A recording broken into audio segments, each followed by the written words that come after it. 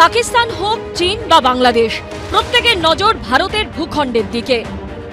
পশ্চিম সীমান্তে পাকিস্তানের সঙ্গে উত্তেজনার আবহেই এবার উত্তর পূর্বে ভারতের উপর চাপ তৈরির কৌশল নিল চীন। আর সেই সঙ্গে পূর্ব সীমান্তে ফের একবার সেভেন সিস্টার্সের দিকে কুনজর দিল বর্তমানে চীন ও পাকিস্তানের পরম মিত্র হয়ে ওঠা বাংলাদেশ।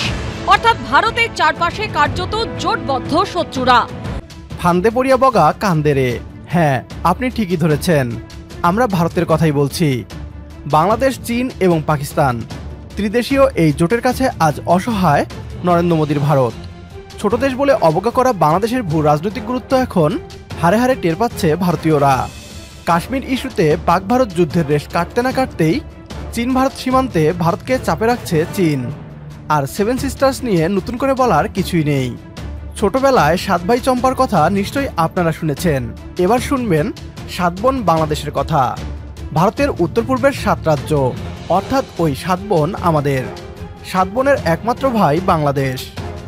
এশিয়ার মোড়ল হতে চাওয়া ভারত এখন নিজেদের মানচিত্র রক্ষা করতেই হিমশিম খাচ্ছে।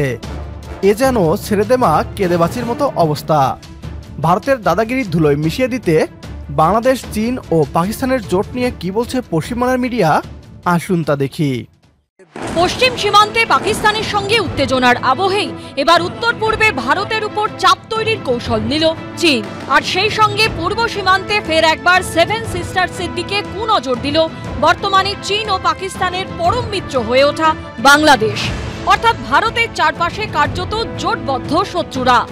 ভারত পাকিস্তান সংঘাতের আবহেই অরুণাচল প্রদেশের 27টি জায়গার নাম নিজেদের করে পাল্টে দিয়েছে চীন। চীনের এই প্ররোচনার তীব্র প্রতিবাদ করেছে ভারত। বিদেশ মন্ত্রকের বিবৃতিতে জানানো হয়েছে, আমরা লক্ষ্য করছি চীন ভারতের অরুণাচল প্রদেশের বিভিন্ন স্থানের নামকরণের জন্য অনর্থক এবং অযৌক্তিক প্রচেষ্টা জারি রেখেছে।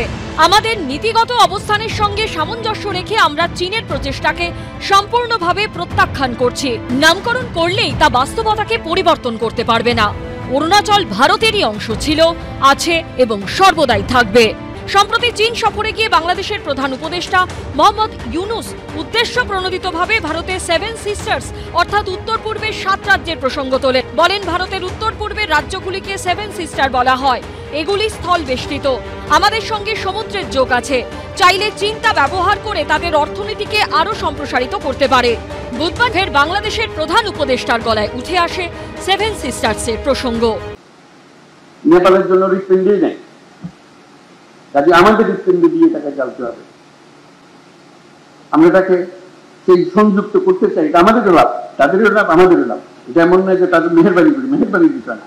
সেভেন সিস্টার যদি এটার সঙ্গে সংযুক্ত হয় তারা লাভবান হবে, আমরাও লাভবান হব।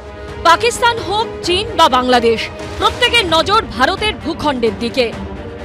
ভারত পাকিস্তান সংঘর্ষ শুরু হবার ঠিক আগে বাংলাদেশের অবসরপ্রাপ্ত major general ALM Fazlur Rahman বলেছিলেন, ভারত পাকিস্তান আক্রমণ করলে বাংলাদেশের উচিত হবে উত্তর পূর্ব ভারতের 7 রাজ্য দখল করে নেওয়া। এতদিন ভারতীয় পশ্চিমবাংলার মিডিয়া বাংলাদেশ, চীন ও পাকিস্তানের সম্পর্ক নিয়ে নিয়মিতই প্রোপাগান্ডা ছড়াতো। এমনকি এই 3 দেশকে নিয়ে ব্যঙ্গ বিদ্রুপ করত তারা। এক্ষেত্রে ভারতীয়রাও পিছিয়ে থাকতো না।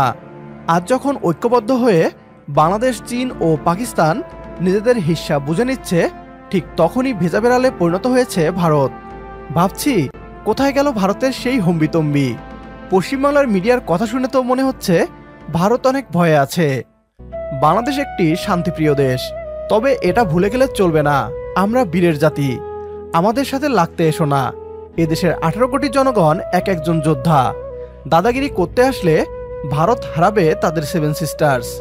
প্রিয় দর্শক, আমাদের সাথে একমত হলে কমেন্ট বক্সে ইয়েস লিখে জানিয়ে দিন আমাদের। সেই সাথে লাইক, শেয়ার ও সাবস্ক্রাইব করে প্রিয় জন্মভূমিকে নিয়ে আমাদের এই পথ চলায় পাশে থাকুন আপনিও। পরবর্তী ভিডিও দেখার আমন্ত্রণ জানিয়ে বিদায় নিচ্ছি আজ। আল্লাহ হাফেজ।